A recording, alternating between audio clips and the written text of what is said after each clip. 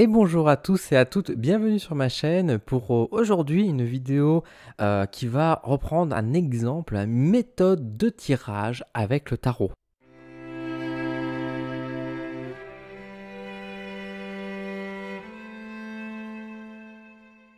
Cette méthode de tirage, alors elle ne vient pas de moi, je le précise tout de suite, il s'agit donc d'une idée de Pauline, donc Persona Moon sur Instagram, qui a créé en fait en début d'année plus de 22 tirages pour célébrer la nouvelle année, 22 tirages qui vont reprendre chacune des arcanes majeures du tarot, et donc on avait le jour 1 ce qui était le magicien, jour 2 le jour 2, donc la papesse, excusez-moi, j'ai eu un petit trou à ce moment-là.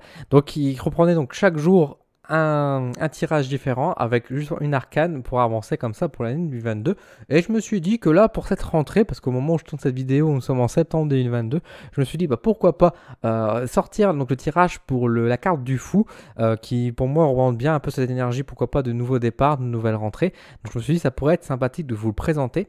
Si vous voulez en savoir un peu plus sur les différentes méthodes de tirage et sur les différentes questions qu'on peut retrouver avec le tarot, je vous recommande d'aller faire un tour sur le site internet donc, de Pauline, donc personamou.com. Vous allez trouver beaucoup d'informations, etc. Sur son sujet, sur le tarot. Il y a même une formation que je vous recommande qui est très très bien faite. Avec Pauline, ce n'est pas de la voyance qu'on va faire, c'est plutôt de la psychologie et de l'introspection à travers le tarot. Et vraiment, pour l'avoir testé plusieurs fois et ça m'a fait toujours énormément de bien, je vous le recommande vraiment, c'est très intéressant à ce niveau-là. C'est différent, c'est sûr, de la voyance classique, mais ça apporte quand même un bon lot de réponses et surtout de connaissances pour soi pour avancer. Et donc, je me suis dit, on va reprendre du coup un exemple de tirage, une méthode de tirage avec donc le fou. Donc j'ai sorti le modèle en dessous de moi justement pour vous le présenter et on va partir tout de suite. Donc comme vous pouvez le voir ici, je vais utiliser donc mon tarot, à vos tarots, j'ai envie de dire sortez les vôtres. Donc j'ai pris le mien que vous connaissez, qui je le présente assez régulièrement sur ma chaîne. Il s'agit donc du Pacific Nord-Ouest Tarot, pardon, que j'utilise assez régulièrement et qui est un peu mon chouchou en ce moment. J'ai mis la carte donc du fou comme vous pouvez le voir juste ici à l'extrémité, hein, donc la carte du fou, The Fool en anglais, et on va poser au total donc 8 cartes, et à chaque carte qui vont être posées on va répondre à une question qui est en adéquation avec justement la valeur du fou. Donc c'est un tirage qui est assez sympathique parce que ça permet de mieux comprendre l'énergie du fou, mais ça permet aussi de nous situer quel est notre rapport de nous vis-à-vis du fou justement, et donc de la suite qui peut arriver. Donc c'est un tirage qui va amener différentes questions sur un peu l'avenir et sur comment on va aborder les choses. C'est assez intéressant, puis encore une fois, ça fait réfléchir. Alors, pour cela, je vais prendre mon tarot, je vais le mélanger, et on va poser une première carte qui va répondre à la question « Où se situe ma liberté ?» Alors, comme d'habitude, quand je fais ce vidéo de tirage, je vous montre une méthodologie. Donc, je vais participer également, je vais faire le tirage un peu pour moi. Mais les interprétations que je vous donne sont des interprétations, bien sûr, qui sont raccourcies assez vite. Parce que le but n'est pas de voir l'interprétation en elle-même, mais de voir comment fonctionne le tirage. Donc, les interprétations que je donne ne sont pas forcément justes ou en adéquation avec moi. C'est juste plutôt pour vous montrer un exemple, évidemment. Donc, où se situe ma liberté ? Avec la carte numéro 1, hop, donc on a la carte du diable. Alors est-ce que je cadre bien? Hop, ok, ça devrait être bon. Donc on a la carte du diable qui est sortie donc, pour la question de où se situe ma liberté.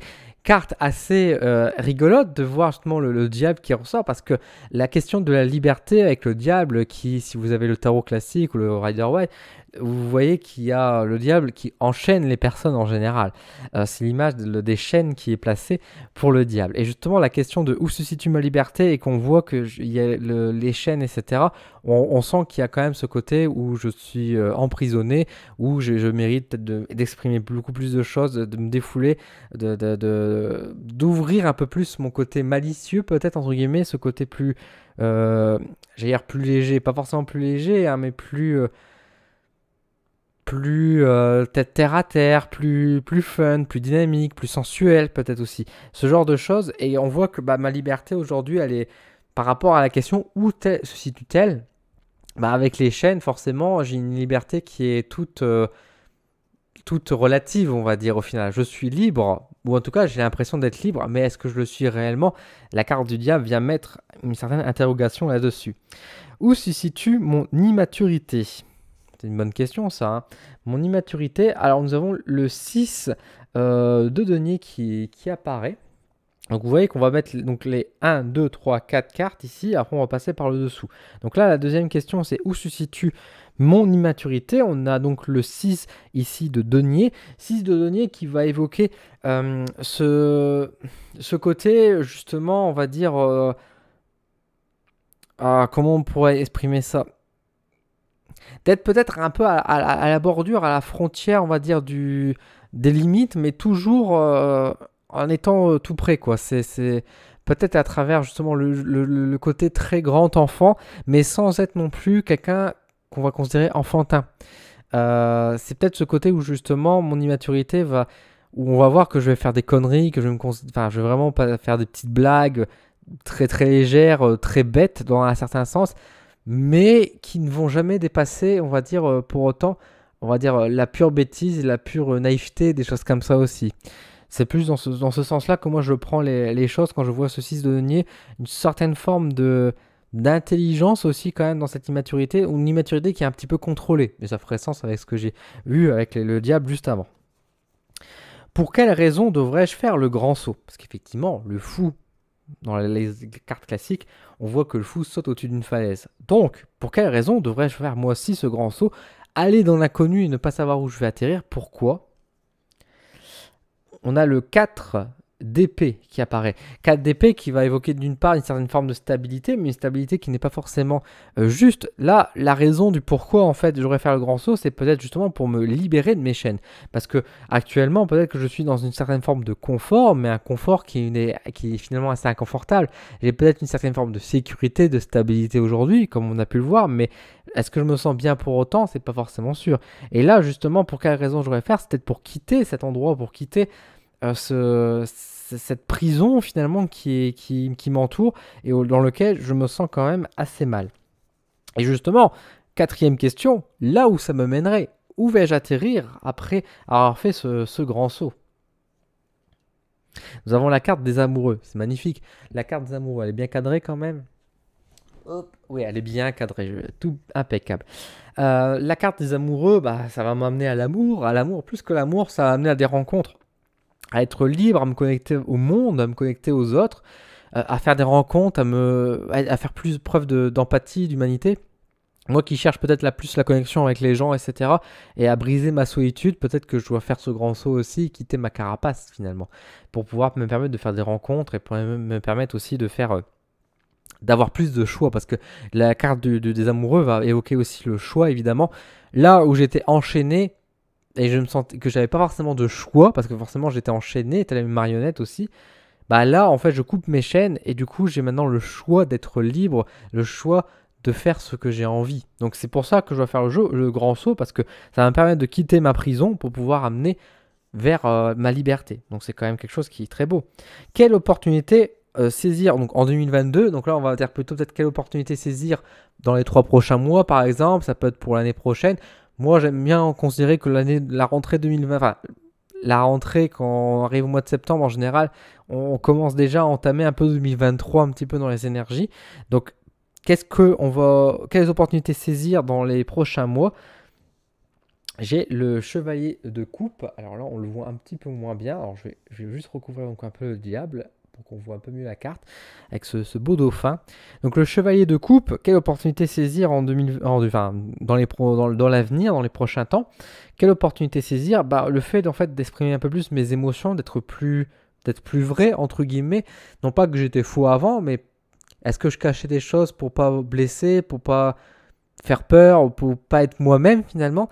Et là, en fait, l'expression de mes sentiments, de ma personnalité véritable qui va s'ouvrir, parce qu'il ne faut pas oublier que les cavaliers, les chevaliers, ce sont des cartes dans le mouvement, et le chevalier de coupe, le cavalier de coupe va effectivement apporter cet appel, cette ouverture du monde, de mes sentiments, de mon expression, de ce que je peux être réellement, quoi. Question numéro 6, qu'est-ce qui pourrait me retenir? Qu'est-ce qui va me retenir? Nous avons la carte donc de la tour, The Tower, ou la Maison Dieu, dans le tarot de Marseille. Qu'est-ce qui pourrait me retenir? Bah, en fait, les incidents de la vie, en fait, les surprises de la vie, les choses qui ne sont pas prévues, les imprévus de la vie.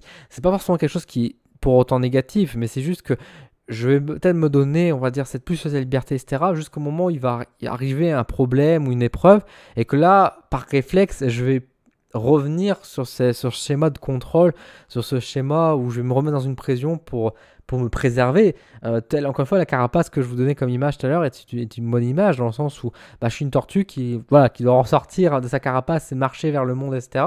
Mais dès qu'il y aura un problème, est-ce que j'aurai pas tendance à me replier dans ma carapace pour me protéger?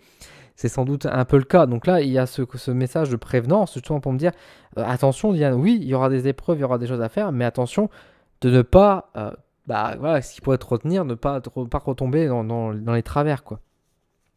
Numéro 7, à quoi pourrais-je être mal préparé dans l'avenir? À quoi pourrais-je être mal préparé dans l'avenir? Ah ça c'est rigolo, le 9 de denier. Je pourrais être mal préparé à l'abondance.